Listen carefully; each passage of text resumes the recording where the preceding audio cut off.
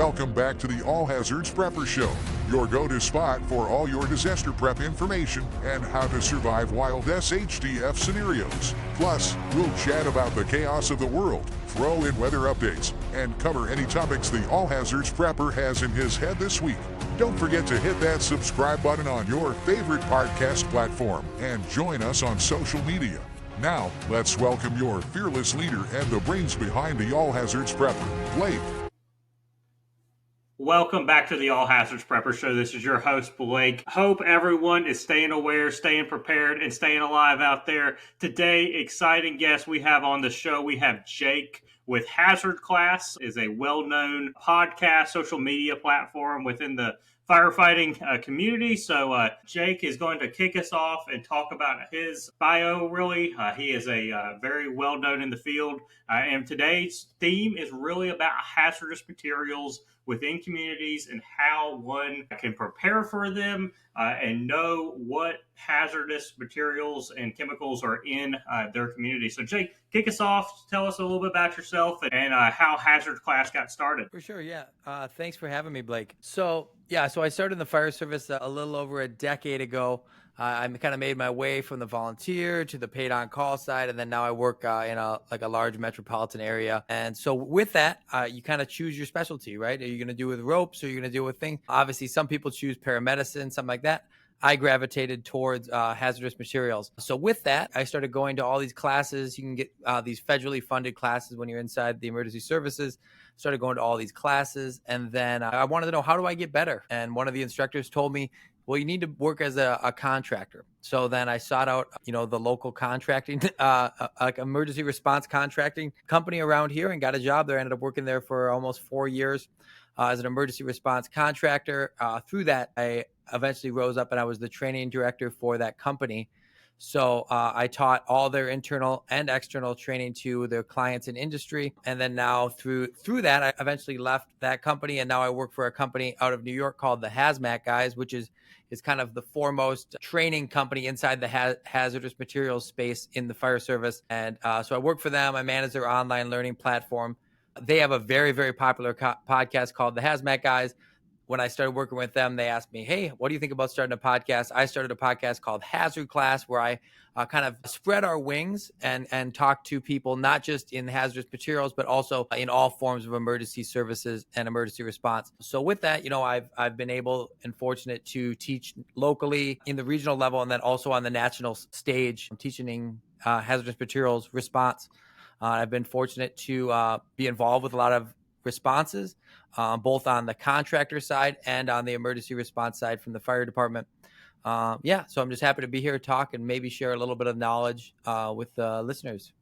Absolutely. Great background, similar background in some sense. I've started my career in volunteer firefighting as well, and somehow accidentally ended up in emergency management. That's how I feel like most emergency managers say they accidentally ended up in the field. And definitely love it and deal with hazardous materials, but it's great to have somebody like yourself that's a subject matter expert on the show to discuss hazardous materials. It's something that often gets overlooked in the prepping field. I feel like I have yet to see a prepper or a prepping podcast out there talking about this type of hazard.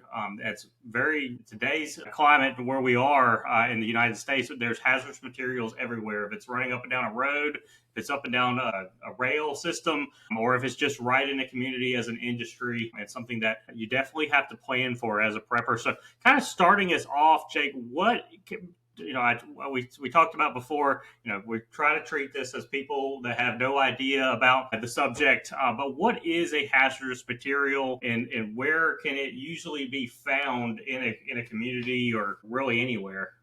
Yeah, so that's actually a better question than you might even give yourself credit for, because asking the question is a good step in and of itself, because there's kind of a misconception that hazardous materials has to be like this green toxic sludge that you see in the movie or something like that. And it very rarely is that. So there's a few different ways that we can define this. Hazardous materials is something that is harmful to people or living things or the environment if released when we don't anticipate its release, right? So that if we have it in containment, yes, it's still a hazardous material, but we're not so concerned about it in that context. What we are concerned about is when it gets out and is not being contained in the way that we want it to be contained.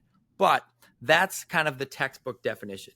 In reality, when I teach my classes, I try to tell people this. A hazardous material is something that meets that criteria, but how do we quantify that? And what we do is we say we want to know a material, a quantity, and a location, right? So we can take things, and I'll give you an example here. So if we take a glass of milk, right, a normal glass of cow's milk, and no one in the that's listening would say that's hazardous material, right? Because it's a material that's not that hazardous. But if we take that and put it in a large quantity, say 10,000 gallons, put it in the wrong location, say a waterway, and now we have a hazardous material because that water, the ecosystem in that water can't handle that. So that's a big problem. So despite the innocuousness of a glass of milk, if we put it in the wrong quantity and in the wrong location, we suddenly have a hazardous material. So when we say what is a hazardous material, it's not necessarily as easy as just spotting the green toxic sludge, but we need to understand what should be where and in what quantity we start to care about it. And that's why, prepping for hazardous material is difficult because it's very nuanced and it's not as easy as just saying cut and dry, this is what you need. Absolutely. Yeah, you gave a good analogy there. It's something that we were taught in the fire service too. Is even milk is a hazardous material because if it's spilt, it's too much of it, it's going to cause environmental damages there. And hazardous materials are really everywhere today. I feel like I live in the state of North Carolina. I feel like once a year we have some sort of large scale, hazardous material leak, whether if it's in an industry, a large explosion a few years back in Winston-Salem that caused evacuation of the fertilizer plant. And it definitely, talking with emergency managers there, it certainly impacted, just people on the ground and not knowing that hazard even existed in their community. So Jake, how can really someone understand, know about what hazardous materials are in their community? What are some sites or some resources out there that, if they want to know what's in their community, they can look for? So the first thing I'll say is that sometimes a little bit of anonymity is not the worst, right? When we take to prepping, we want to be advised ourselves, but we don't necessarily want to have every bit and bob of information available to everyone that wants to know it, especially someone that might want to know it for nefarious reasons. But in the 80s, there was some congressional movement that passed something called the Emergency Planning and Community Right to Know Act. That was in the late 80s, 86, 87, something like that. And basically, it requires federal and state governments to allow people to know what is there. That being said, it's not always the easiest process, but if you go through the right channels and you contact your city government, you can find out what's in your community and you have the right to know. That being said, they might not tell you the exact thing in some contexts because of trade secrets or proprietary things, but you will get to know what the hazards are. And when you think about hazardous materials, unless you have the time to go really deep in the weeds of understanding the chemistry and stuff, sometimes just understanding what hazard class you're dealing with. And when I say hazard class, there's 9 hazard classes, everything from explosives to toxics to flammable liquids and gases, things like that. And sometimes just understanding what classification of a hazardous materials you're working with is more than enough to kind of prepare and defend yourself if you don't really have to go in and deal with it, in a more aggressive way. Absolutely, yes. There's so many resources out there today, and if you really get interested in it, and you're wanting to know more, every community is usually, I think required by law to have a local emergency planning committee or LEPC that is made up of industry partners, emergency services, even normal citizens it's usually a part of the county government, and you can go and listen and participate in these committee meetings. But that's where really, it's really where industry meets the emergency services, and they usually do some exercises and plan around these types of hazards within the community. So Jake, that's some great stuff out there too. And another thing that's a resource out there, but if you really want to know about if you in your community and you hear of something that leaked or something that's happening, there's a response book out there. It's called the Emergency Response Guidebook, the ERG. I think it lives in every single fire truck, police car, EMS. Everywhere I've ever been, it's either in there or somewhere. And that's really for a first responder, that's really the one of the good resources out there, tools that we use to whenever we first pull on scene to see, what's there. Talking a little bit about, once someone knows what's in their community, Jake, what are some ways that people can really plan if there was a release of that chemical, if there was an explosion or something of that nature? How can, someone really plan around that and making sure they have a plan for their family and knowing what to do when that happens? Yeah. So the big thing is to, understand what the threat is, because the way you protect yourself from a hazardous material is generally going to be kind of based on the threat. So if we have a toxic gas, that's going to be a different, level of protection than we need than if we have something that's flammable. So understand what the threats are, what could potentially be impacting you in terms of, local facilities or something that you could be concerned about. There are some basic level things. I think we kind of learned a lot more about personal protective equipment through COVID. Pretty much it's funny being in the hazardous material space. Prior to COVID, nobody had an opinion about PPE, and now everybody and their grandmother has an opinion about PPE.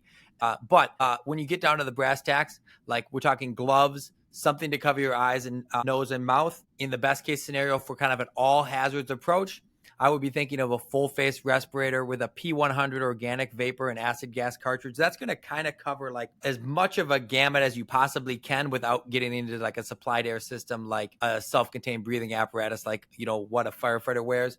But that's a full face P100 organic vapor acid gas cartridge. That's the cartridges that clip into that.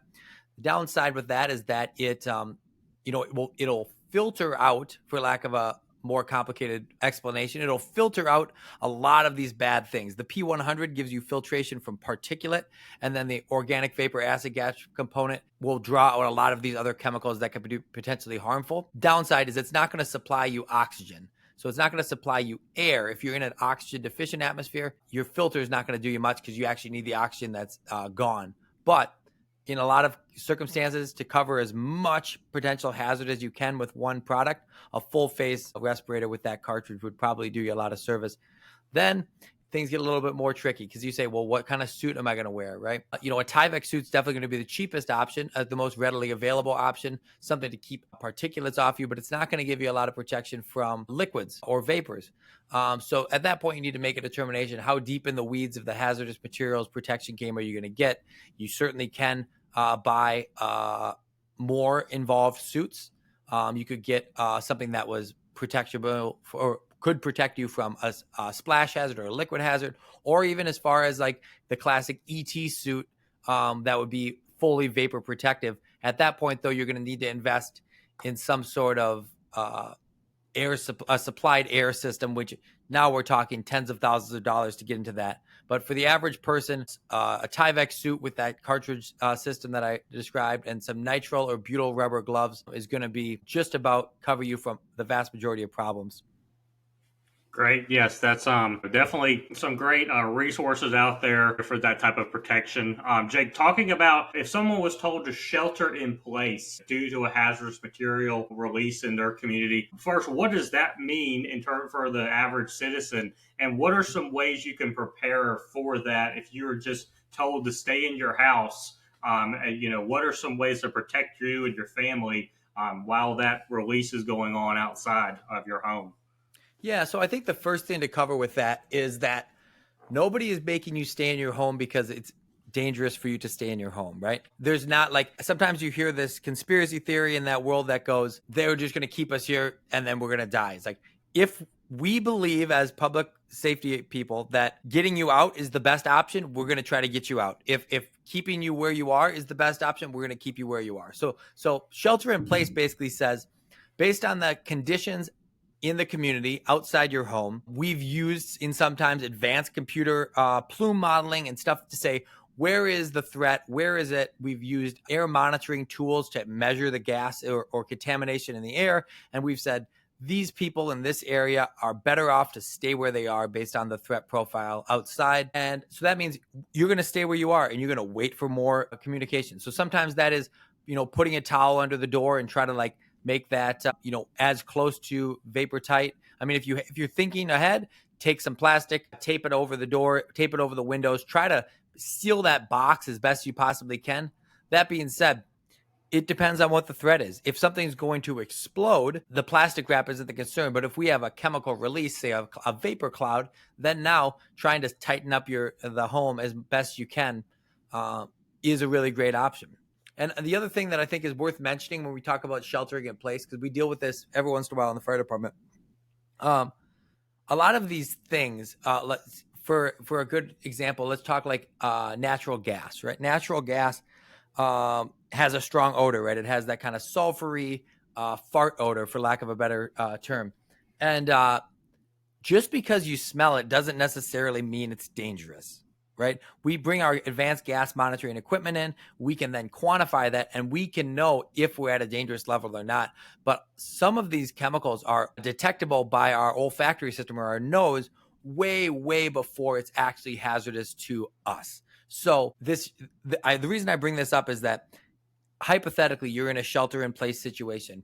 You say, oh, no, I can smell it. That means that I am like going to die.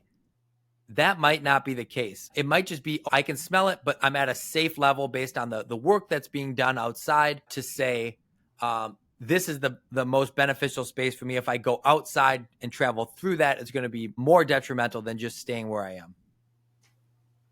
Yes, great there. A lot to unpack there, but yeah, something I've talked about here on the All Hazards Prepper is just having some plastic sheeting. Going to Lowe's, going to Harbor Freight, wherever you go, and having that plastic sheeting kind of what you put down on the floor if you're going to paint, and some duct tape, and being able to just seal off your doors, seal off your windows, anywhere else that could have a leak. Turning off your HVAC unit certainly is good. Making sure that you're not getting any air or anything from the outside. I've talked about it too. A lot of people ask during wildfires or fires that are going on outside, turning off your HVAC then is good too, so you don't get smoke in the house. But definitely some great tools there and resources that you just covered. And talk about natural gas and propane. That's certainly a call that you get a lot of in the fire service, and it can be a nuisance for us because we get it so often.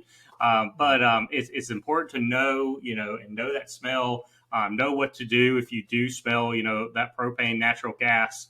And know that, call 911 and get somebody there to really check it out to make sure it's not a bigger concern. And Jake, talking about kind of the opposite thing, if you're told to evacuate because of a hazardous material spill release in the community, what does that mean for the average citizen? Do they need to, take everything they have, or is it more of a immediate reaction, like you need to get out? It's pretty, it's a life or death situation. Kind of walk us through in your past experience with evacuation due to these types of releases. Yeah. So the first thing I'll say about evacuations is we do not want to do them. Like conducting a large scale or even a small scale evacuation for a fire department is one of the most taxing from a resource and stress thing that we can possibly do. So we're going to try to mitigate. Like I always say, hazardous material incidents want to expand. It's our job as responders to try to contract that incident down to the smallest size we can. Large scale evacuations do not contract anything. They make a large problem for us. So that said, if we are telling you to evacuate, we're very serious because we don't want to do this, right? So if it comes to the point where I come knock on your door and say, we got to go right now, that means we got to go right now because I got to go talk to another 20 houses, 40 houses, 200 houses to get this all done. And we're going to be very resource drained.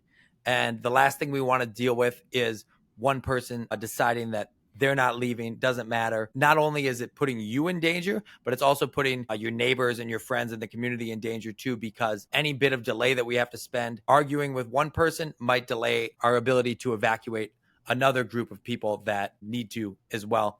And so it's a very serious thing when evacuations come, because trust me when I tell you, we do not want to do them. It is a very, very labor intensive process that is no fun for anyone.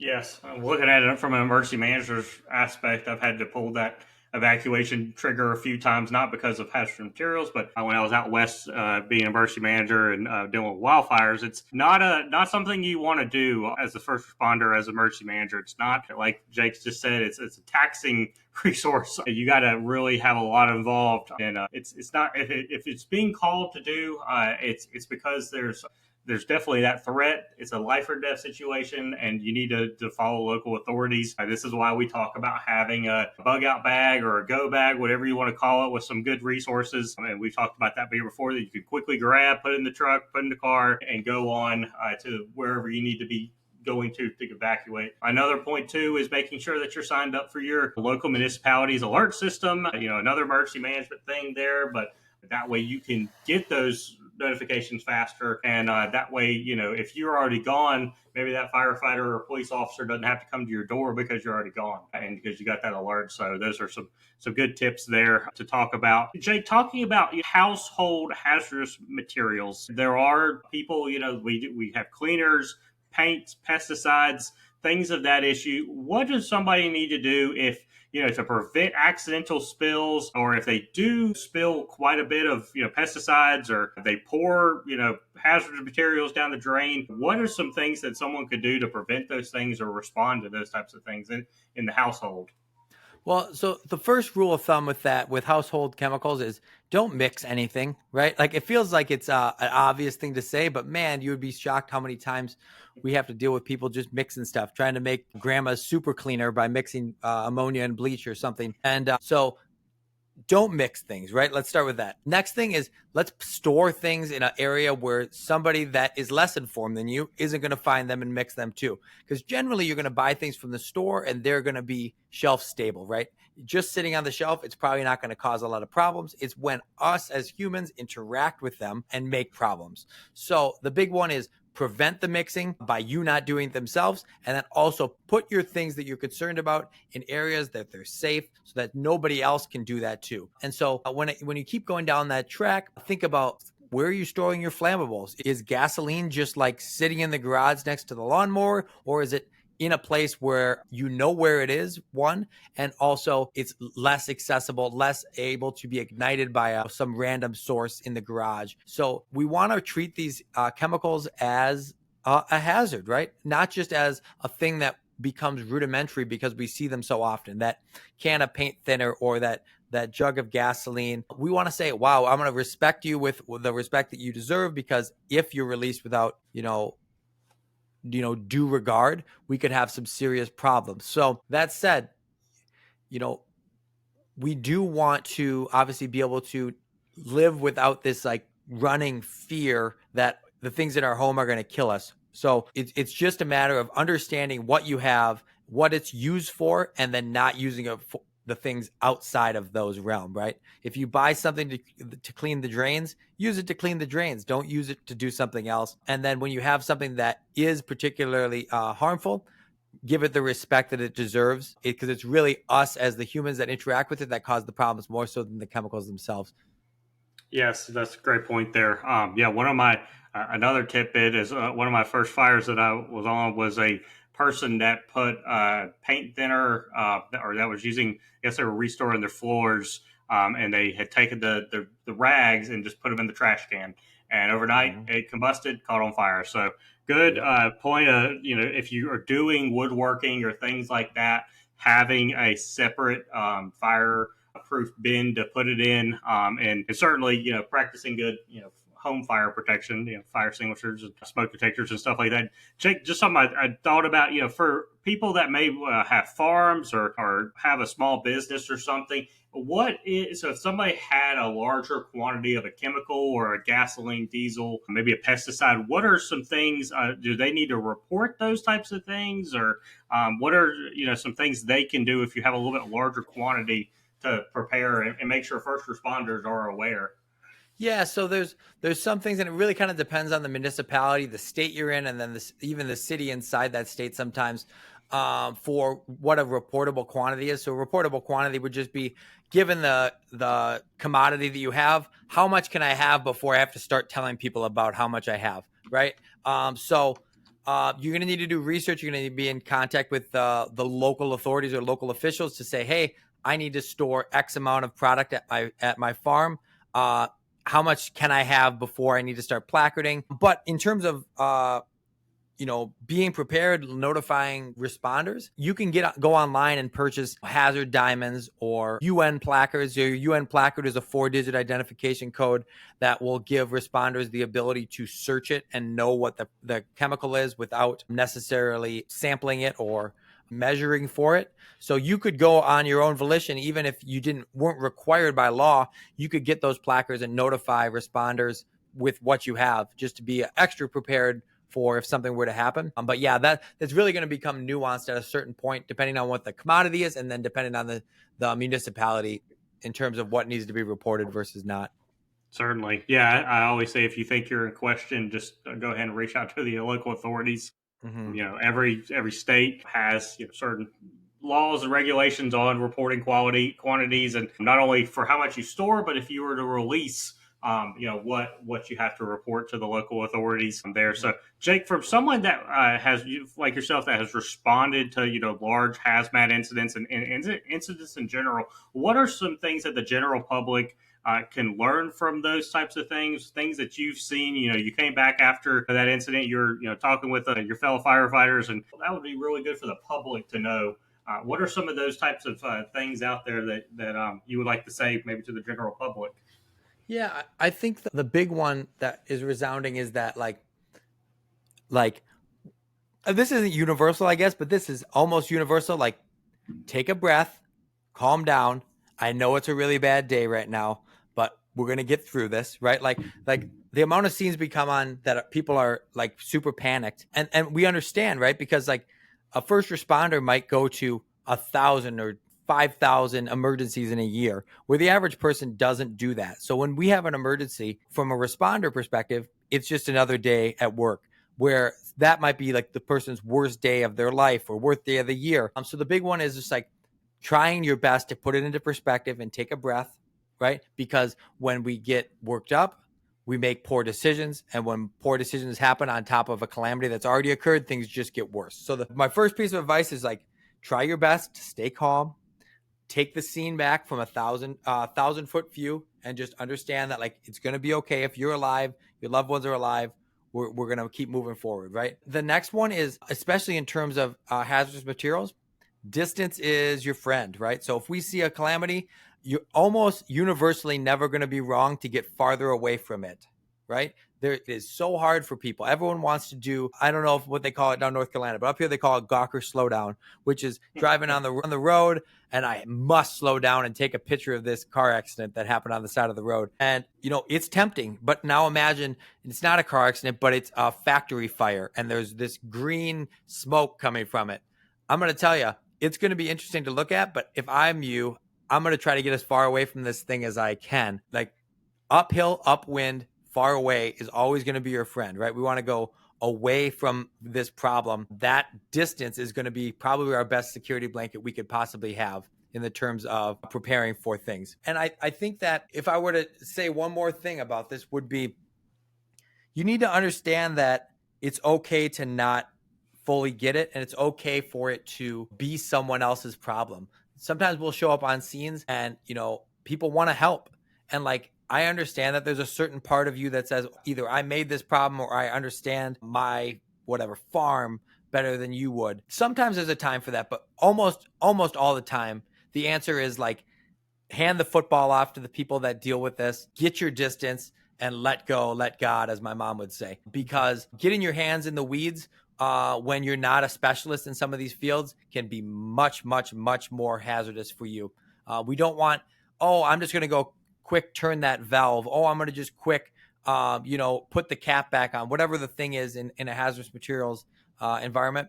And now you get exposed because you're ignorant to the actual threats that are there. So sometimes the answer is just back up, call 911 and let the specialists deal with it and not put yourself at any more undue harm. Those are some definitely great points, not only for hazardous materials, but just life and prepping in general. Getting farther away from the threat or the issue, and not freaking out. And like you said, most people don't come from that emergency response background. When something happens, they freak out, they lose their train of thought, they come tunnel vision, and next thing you know, they're either the problem or part of the problem, and that just causes a bigger issue for the first responders to deal with. So you definitely have to take a step back, look at what's happening, and make sure that you're staying aware and protecting yourself from whatever, if it's a hazardous material leak or if it's severe weather or something of that nature, or even human cause. So definitely great talking with you, Jake. Wrapping up, talk to our viewers about your page, about Hazard Class, and where they can find you if they're interested in listening to the show or interested in the services of the HAZMAT guys. For sure. Yeah. Thank you. So Hazard Class is on all the social media platforms. You can stream the podcast on anywhere you stream podcasts, whether that's Apple Music or Spotify. The video podcast is up on YouTube. It's Hazard Class, and I release episodes every Wednesday. It's not always just firefighting. It's not always just hazmat. I've talked to film directors and scientists, researchers, sleep specialists, nutritionists. I just talked to a Top Gun pilot. I just interviewed the top gladiator, like Roman gladiators expert in the world, because I decided I wanted to. Generally, it's inside the world of emergency services. I reserve the right as the host to interview whoever I want. I was watching a gladiator the other night. I said, I want to talk to somebody that knows about this. And there's the next episode. So, but it's a fun time. I always say, I am a 32-year-old fireman. I want to talk to people that interest me. And so most of the time that falls in the realm of firefighting. Sometimes it doesn't, but hopefully my audience comes along for the ride. On the HAZMAT guys side, they release an episode every Friday, and they have a whole host of training services, both small online classes and large scale, all the way up to large in-scale, multi-day in-person classes for first responders and civilians alike in industry, just the same. So you can check that out at thehazmatguys.com. You can find my stuff there too. Otherwise on all the social media platforms. Yeah. Appreciate Great stuff. Definitely interested. Check it out. I've listened to the show a little bit, and over the last few weeks as we've been talking, they definitely have some great show guests on and a great platform there. I hope everyone got something out of this today. It's a unique topic to talk about here in the prepping community, but I feel it's very much needed, as hazardous materials, like I said, are everywhere, and we must prepare for them and have some situational awareness of what is in our community. I hope everyone continues to stay aware, stay prepared, and stay alive out there. The All Hazardous Prepper out. Hey everyone, hope everyone enjoyed the show with Jake from Hazard Class. Wanted to jump on, do a quick little update, do some situational updates. It was a great conversation with Jake. I hope someone got something out of it. Just go, if you got anything out of it, go and just research what type of hazardous materials are in your community or up and down your roads or your railways or your airways. So much, industry today and other hazardous materials that we don't really think about as just normal citizens. But us emergency managers and those in the emergency response world think about every day in our plans and procedures and our responses. So definitely go research it. If you don't know where to go, really just type in, hazardous materials into my area, and you will find a bunch of websites. Go to your local emergency planning committee website. Most county governments have that, or wherever you're living, or just go into the EPA website, and you can find a lot of stuff there as well. So hope everyone enjoyed the conversation with Jake from Hazard Class. Exciting news this week. Today you will see a social media post come out today. We're going to do our second giveaway here on the All Hazards Prepper. This time we're giving away our household emergency operations plan. So we're going to be giving away 5 of these plans. The winner will be announced on March 15th, I think, next Friday. Just remember, next Friday.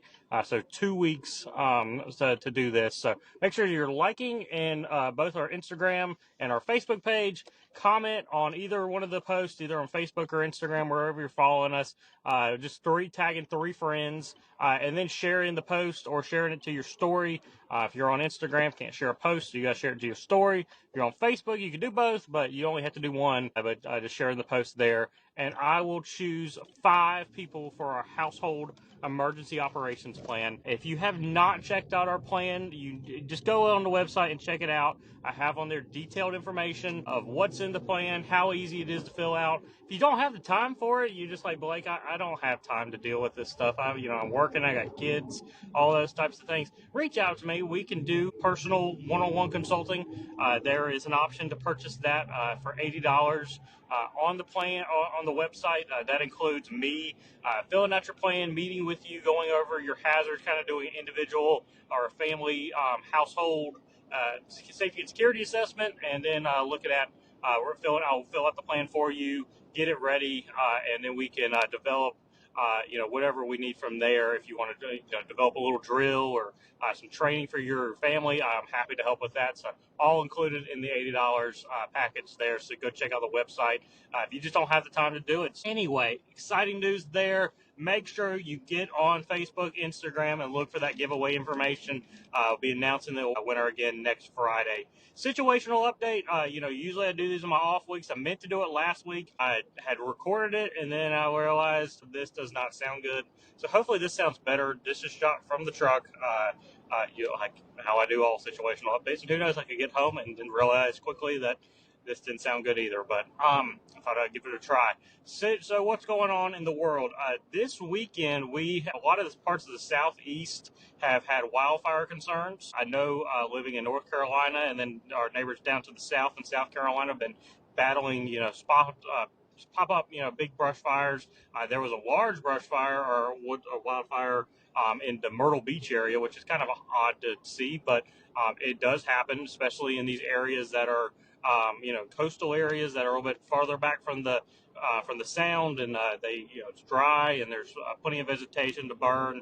So those are there. They're even calling for mass evacuations the last night. So definitely important to know we are getting into wildfire season. Make sure that you have a plan if you have to evacuate your home or residence, making sure you know where to go. Again, the household emergency operations plan, it'll tag here. If you don't know where to go, that plan will help you identify where to go, multiple places where to go in an evacuation, not only for wildfires, but all hazards, really. So making sure you do that. If you live in an area that is more prone to wildfires, really just in general, this is just good housekeeping in general, is following good FireWise ideas. And FireWise is a national program set out by the National Forest Service and the U.S. Forest Service to make sure that people around their house are having good fire safety. So clearing out, your beds and stuff of vegetation that's prone to burn, making sure that you don't have, leaves and pine needles or whatever else on debris on top of your roof, as that is easy to burn during a wildfire. If a little spark got to it, then next thing you know, it's just a creation of the fire right there on your roof, and then your house is destroyed, unfortunately. Making sure that if you are burning, following proper burning regulations in your area, having good water supply, having the area cleared out, if your house in general just has a lot of leaves and pine needles and stuff like that around it, just clear other things out, make it a little bit less likely for fire to spread. And definitely, if you're going to burn, call your local fire department, let them know that you're going to burn. Some in the city, of course, most places do not allow you to burn, but if you're in the country, call your local fire department. If a lot of states, I know our state requires a burn permit. If you're going to burn, doesn't require, but recommends. So that way your fire department knows you're burning. So that way, if your neighbor calls, your nosy neighbor next door that doesn't like you calls, they know that you're burning, you're doing it safely. They will still probably respond, but they're not going to respond in great force if they already know that you're burning safely. So definitely go check that out.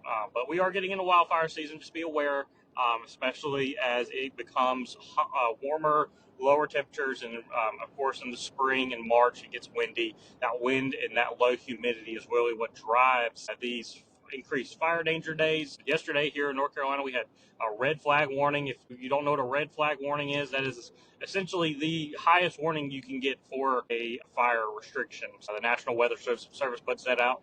Every place is different. The criteria, of course, with any watch warning done by the National Weather Service is different per area.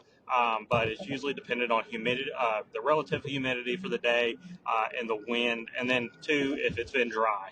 If it's been dry, like it's been here, we haven't had precipitation really since, I guess, the last snowstorm 3 weeks ago, or ice storm, whatever you want to call it. So definitely stay prepared that way. And if you see something, if you see a neighbor burning, definitely call. If you're on one of these increased fire danger days, I'm actually crossing over a bridge right now that kind of looks over some of the city and or some of our area, and I see two little plumes of smoke. So there must be a wildfire or a little brush fire going on in these areas. So anyway, stay up there that way. This week we are seeing increased chances of severe weather across portions of the Midwest, Deep South, even the Mid-South. So make sure we are getting into the severe weather season. You're staying prepared that way. Just really, with severe weather, the biggest thing is just knowing that threat. Making sure, you go outside every day before you get changed every day or put your clothes on. You typically check the temperature, check the weather as well, and know if it's going to be severe weather or not. And have a plan. If you know it's going to be severe weather, time you get home or you're driving home, leave a little bit earlier, or go get the kids earlier, or really plan around that weather as well. So that's very important. We'll be talking about severe weather here in the coming weeks. I think I have a meteorologist set up to talk about that in a few weeks, so it'll be pretty fun to talk with that. That's the natural side. Man-made side, really, I think it's just continuing to stay situationally aware and making sure you're aware of protests that are going on, civil disturbances. Haven't seen a whole lot of those lately. They are, especially in areas like D.C., New York City, places of that nature. They tend to happen a little bit more often, but just staying aware and making sure you're staying prepared as well, making plans if you see these types of things in the community that'll look suspicious. That's a little bit of our situational update for this week. I really, really hope that this sounds good when I get home, and we'll get this posted with the episode with Jake with Hazard Class. Make sure, if you are not, go on our social media, follow us. Give us a follow on Facebook, Instagram. We're on X. We're on YouTube. I haven't posted on YouTube a lot, unless you want to listen to the podcast. It's on there. But maybe hopefully do a YouTube at some point. And leave us a review for wherever you're listening to the podcast. And turn on your notifications so you know that when the new shows are posted. Hope everyone continues to stay aware, stay prepared, and stay alive out there. The All Hazards Prepper out.